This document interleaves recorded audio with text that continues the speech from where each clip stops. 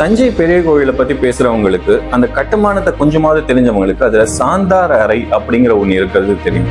அதாவது அந்த மூல ராஜகோபுரத்துல இருக்க கர்ப்பகிரகத்தை சுத்தி நடந்து போற அளவுக்கான ஒரு சின்ன இடைவெளி பாதை இருக்கும்.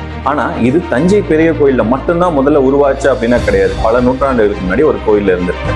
அது எங்கன்னா, hi, I am professor Balu, historian and archaeology researcher. History பத்தின பல சுவாரஸ்யமான விஷயங்களை தெரிஞ்சுக்க இந்த சேனலை ஃபாலோ பண்ணுங்க. காஞ்சிபுரம் கைலாசநாதர் கோயில் அப்படிங்கறத நீங்க பல பேர் கேள்விப்பட்டிருக்கலாம். அது பல நூற்றாண்டுகளுக்கு முன்னாடியே ராஜசிம்ம பல்லவனால கட்டப்பட்டது. ஈவன் குடைவரை கோயில்களை கட்டிட்டு இருந்த பல்லவர்கள் அந்த ராஜசிம்ம பல்லவன்களோட காலகட்டத்துல தான் அந்த கற்களை எல்லாம் ஒன்னா சேர்த்து அடுக்கி அதை கோயிலா கட்டுறதுக்கான ஒரு மாற்றத்தை உள்ள கொண்டு வர ஆரம்பிக்கிறாங்க. அதுல ராஜசிம்ம பல்லவன் முன்னோடியா இருந்தார். அவர் கட்டின அந்த காஞ்சிபுரம் கைலாசநாதர் கோயில்ல தான் அந்த கர்ப்பகிரகத்தை சுத்தி முதல்ல அந்த சாந்தார அறை அப்படிங்கிற அந்த ஒரு பாதை அமைப்பை அவர் உருவாக்குறாரு. அந்த கட்டுமானம் நிலைச்சு நிக்கணும் அப்படின்னா அந்த கோபுரத்தோட வெயிட் பேலன்சிங், இன்ஜினியரிங் படிச்சவங்களுக்கு தெரியும். அந்த மாதிரி கட்டட அமைப்பை கட்டுறதுல வெயிட் பேலன்ஸ் பண்றது ரொம்பவே முக்கியம்.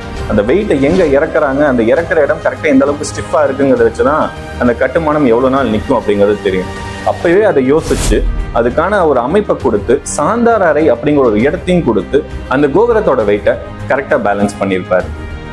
அதுக்கப்புறம் தான் படிப்படியா பல மாற்றங்கள் அடைஞ்சு பல கோயில்கள் உருவாக ஆரம்பிக்குது.